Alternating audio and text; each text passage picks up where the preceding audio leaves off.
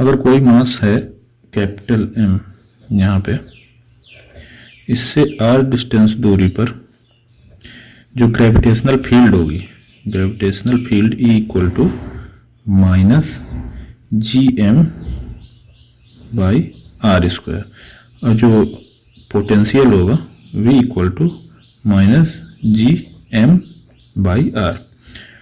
Gravitational potential energy की definition है, gravitational potential energy को कुछ इस तरह से डिफाइन किया गया है, change in potential energy delta U equal to minus of work done by conservative internal force,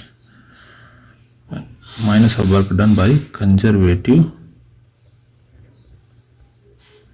internal force.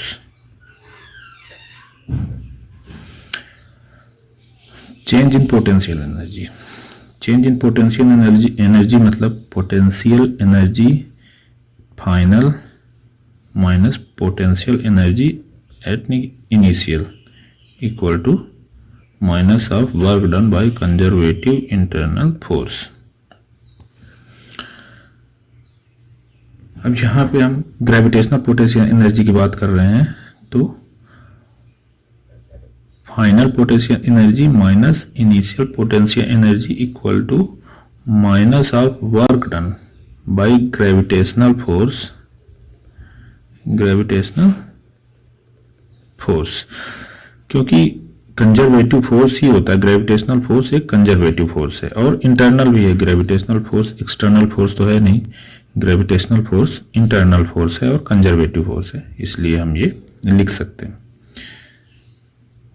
उसके बाद अगर यहाँ पे हम बात करें कैपिटल M के कारण, यहाँ पे पॉइंट P पे जो पोटेंशियल होगा, पोटेंशियल तो दिया हुआ है माइनस GM बाई आर, जो पोटेंशियल एनर्जी होगी वो जीरो होगी। Potential energy due to single mass is zero. Potential energy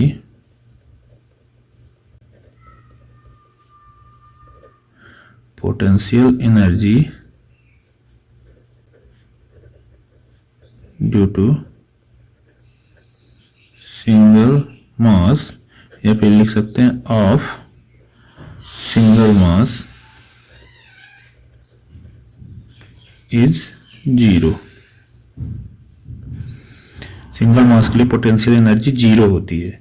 उसके लिए एक कॉन्फ़िगरेशन होना ही चाहिए, एक से अधिक मास का, कितने भी मास हो सकते हैं लेकिन एक से अधिक मास होंगे तभी उसकी कुछ ग्रेविटेशनल पोटेंशियल एनर्जी, उस कॉन्फ़िगरेशन की ग्रेविटेशनल पोटेंशियल एनर्जी हम वो कर सकते हैं, डिराइव कर सकते हैं।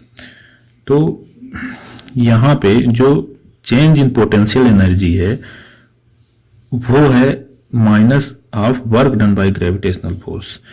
तो अगर हमें किसी एक कॉन्फ़िगरेशन का चाहिए पोटेंशियल एनर्जी, तो हमें कोई ऐसा पॉइंट चाहिए जहां पे ग्रेविटेशनल पोटेंशियल एनर्जी जीरो हम मान सकते हैं। तो यहाँ पे यूनिवर्सली एक्सेप्टेड है दैट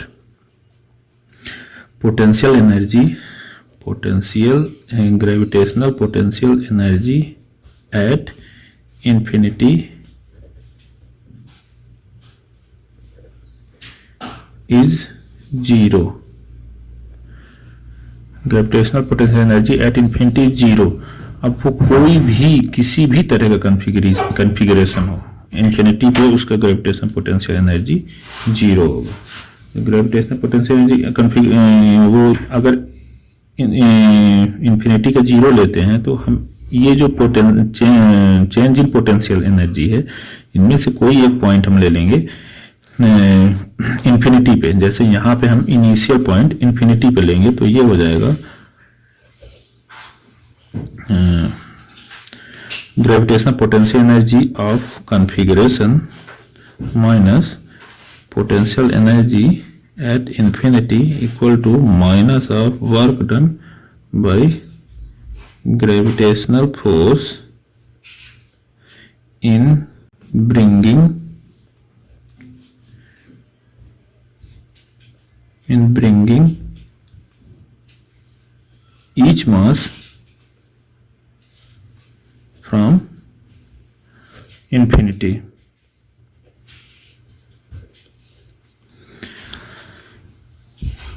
अब यहाँ पे potential energy at infinity zero accepted है, तो ये हो जाएगा potential energy of configuration equal to minus of work done by gravitational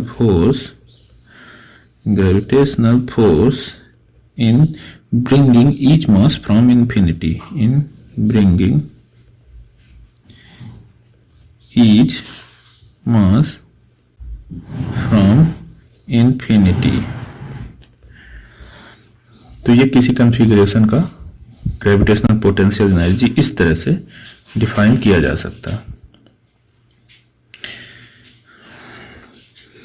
तो अभी इसका डेरिवेशन करते हैं कि फार्मूला कैसे आएगा ग्रेविटेशनल पोटेंशियल एनर्जी का फार्मूला।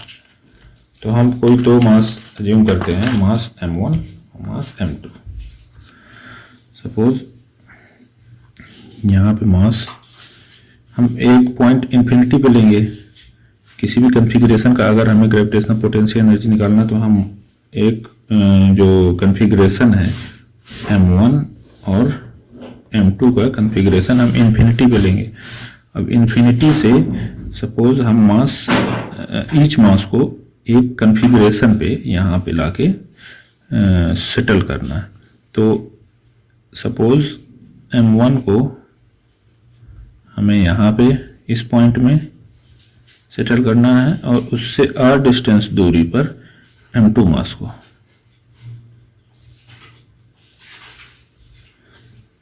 सेटल करना है, कुछ इस कॉन्फ़िगरेशन में रखना है मास m1 और m2 को जो अभी इन्फिनिटी पे है, और कैलकुलेट करना है कि इस कॉन्फ़िगरेशन का ग्रेविटेशनल पोटेंशियल एनर्जी क्या होगा।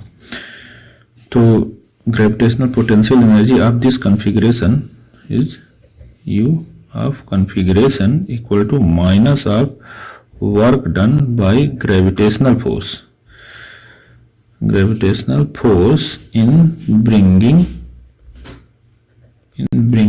each mass from infinity। Each mass infinity से लाने में कितना वर्क डन करना पड़ रहा है ग्रेविटेशनल फोर्स को, और उसका सम कर देंगे और यहाँ पे माइनस का साइन लगा देंगे तो हमें पोटेंशियल एनर्जी ऑफ कॉन्फ़िगरेशन मिल जाएगा।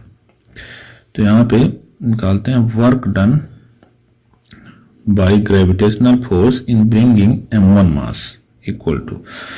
अब जब हम m1 मास को यहाँ पे लाएंगे तो यहाँ पे जब m1 मास को लाएंगे तो यहाँ पे इनिशियली इन्फिनिटी पे हमें ग्रेविटेशनल पोटेंशियल एनर्जी इस पर जितना फोर्स इनिशियली लगाएगा उसके बाद उसे फोर्स लगाने की ज़रूरत नहीं है, क्योंकि ये न्यूटन के फर्स्ट लॉ के हिसाब से ये अपनी कांस्टेंट वेलोसिटी पे चलता रहे, क्योंकि इस पर जो नेट फोर्स है वो जीरो है। इसलिए जब नेट फोर्स जीरो है तो ये जिस वेलोसिटी गेन कर लेगा, जो वेलोसिटी यहाँ पे इनिशियली, वही वेलोसिटी से वो यहाँ पे आएगा। और यही डिफिनीशन भी है ग्रेविटेशनल पोटेंशियल एनर्जी की कि जब हम मूव कराते हैं कोई भी मास तो उसकी काइनेटिक एनर्जी चेंज नहीं होनी चाहिए। तो यहाँ पे इनिशियली जब ग्रेविटेशनल फोर्स ने इसे हल्का सा पुश दिया तो इसके पास एक वेलोसिटी हो गई।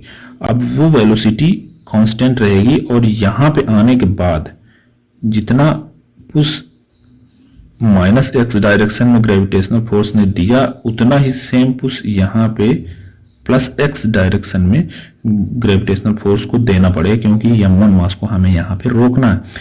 तो जो वर्क डन हुआ, जितना इधर फोर्स उतना इधर फोर्स, दोनों अपोजिट एक दूसरे के, तो वर्क डन जो हुआ इस पूरे काम में वो हुआ zero. Work done to bring mass m1 in this point by gravitational force is zero. अब work done by gravitational force in bringing m2 mass. m2 के लिए वर्क करना पड़ेगा। क्यों वर्क करना पड़ेगा? क्योंकि अभी यहाँ पे m1 मास आ चुका है। अब ये m1 मास इस m2 मास पर एक अट्रैक्शन, एक ग्रेविटी का फोर्स लगाएगा। Gravity force is always attractive force. तो ये m1 m2 पर ग्रेविटेशनल फोर्स लगाएगा। वो ग्रेविटेशनल फोर्स की वैल्यू क्या होगी? ग्रेविटेशनल फोर्स की वैल्यू होगी जी m1 m2 बटे एक्स स्क्वायर। एक्स स्क्वायर क्यों लिया? क्योंकि हम अगर इन्फिनिटी रखते हैं तो ये फोर्स जीरो हो जाएगी। तो कहीं पर एक पॉइंट इन्फिनिटी के जस्ट बाद से, इन्फिनिटी जैसे ही हम क्रॉस करेंगे इस m2 के लिए, अट्रैक्शन का फोर्स लगना चालू हो जाएगा। अब ये अट्रैक्शन का फोर्स वेरिएबल फोर्स है, वेरिएबल फोर्स है। अट्रैक्शन का फोर्स वेरिएबल है। क्यों? क्योंकि ये डिस्टेंस पर डिपेंड करता है। जैसे जैसे पास आता जाएगा m2, ग्रेविटेशनल फोर्स बढ़ती जाएगी, यूनिवर्सली प्रोपोर्शनल है। तो ये m2 को हमने माना ये किसी कहीं पे एक पॉइंट है, वहां पे पहुंचा है इन्फिनिटी के जस्ट बाद। m2 मान लीजिए यहां पे है अभी, तो इसकी डिस्टेंस m1 से x है। इस पॉइंट पे हमने ये ग्रेविटेशनल फोर्स जी m1 m2 बटे एक्स स्क्वायर लगाया। अब यहाँ पे हमने x डायरेक्शन, जो x वेक्टर है वो लिया है इस डायरेक्शन में, और फोर्स किधर लगा रहे हैं? जो फोर्स लगा रहे हैं, जो ग्रेविटेशनल फोर्स लग रहा है वो किस डायरेक्शन में है? इस डायरेक्शन में। ग्रेविटी का फोर्स इस डायरेक्शन में, तो दोनों अपोजिट है एक दूसरे के, इसलिए यहाँ पे माइनस का साइन है। Gravitational force equal to minus G m1 m2 बटे एक्स स्क्वायर। अब ये फोर्स वेरिएबल है, तो वर्क डन कैसे निकालेंगे? वर्क डन निकालेंगे इंटीग्रेशन ऑफ f dx।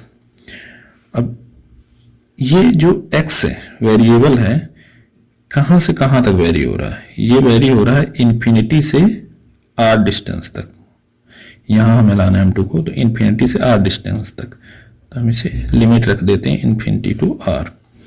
यहाँ पे वैल्यू रखते हैं infinity to r minus G m1 m2 बटे एक्स स्क्वायर dx। ये इक्वल टू होगा, यहाँ से जितने कांस्टेंट है सब बाहर ले लेते हैं, minus G gravitational constant m1 m2, mass है ये भी कांस्टेंट है, m1 m2 integration of 1 upon x square dx infinity to r। अब इसका इंटीग्रेशन होगा minus G m1 m2, 1 upon x square को लिख सकते हैं x की पावर माइनस 2 dx। लिमिट लगा देंगे इन्फिनिटी टू r। अब यहाँ पे इक्वल टू होगा माइनस जी m1 m2, इसका इंटीग्रेशन करेंगे तो x की power minus 2 plus 1 upon minus 2 plus 1, limit infinity to r। ये हो जाएगा x की पावर माइनस 1 और नीचे माइनस 1, ये माइनस यहाँ आएगा, प्लस हो जाएगा तो हो जाएगा जी m1 m2। जो माइनस 1 यहाँ से आया तो माइनस का साइन आ जाएगा, माइनस का साइन बाहर आगे से प्लस कर देगा माइनस माइनस, और ये x की पावर माइनस 1 रहेगा तो 1 अपॉन एक्स हो जाएगा, 1 upon x infinity to r। अब ये जी m1 m2 यहाँ पे लिमिट पुट कर देते हैं, तो x की जगह r, 1 upon r minus 1 upon infinity equal to 0। तो ये केवल होगा इसके कारण जी m1 m2 बटे r। ये पॉजिटिव में आया, ये पॉजिटिव में आया work done. Work done positive में क्यों आया? क्योंकि यहाँ पे m2 में ग्रेविटेशनल फोर्स किधर लग रही है? टुवर्ड्स m1, और मूवमेंट किधर हो रहा है? मूवमेंट भी इधर हो रहा है, जिधर फोर्स उधर मूवमेंट, इसलिए वर्क डन पॉजिटिव आया। ठीक है, अब यहाँ से ये जो हमें कॉन्फ़िगरेशन की जो निकालनी ग्रेविटेशनल पोटेंशियल एनर्जी, तो उसके लिए है gravitational potential energy of configuration equal to क्या है, minus of work done by gravitational force in bringing m1 mass plus work done by gravitational force in bringing m2 mass. तो m1 मास लाने में तो ग्रेविटेशनल वर्क जो था, gravitational force के द्वारा जो वर्क किया गया वो 0 था, और m2 के लाने के लिए था g m1 m2 बटे r। तो ये हो जाएगा कॉन्फ़िगरेशन का जो ग्रेविटेशनल पोटेंशियल एनर्जी होगा वो होगा minus g m1 m2 by r। ये उस कॉन्फ़िगरेशन की ग्रेविटेशनल पोटेंशियल एनर्जी जो m1 m2 मास से बना हुआ है, दोनों m1 m2 मास r डिस्टेंस दूर रखे हुए हैं। ये gravitational potential energy of that configuration. अब इसको एक दूसरी तरह से डिफाइन कर सकते हैं, जैसे कि जो ग्रेविटेशनल पोटेंशियल एनर्जी है वो U से डिनोट करते हैं। तो यहाँ पे U of configuration equal to हो जाएगा minus of work done by gravitational force in bringing each mass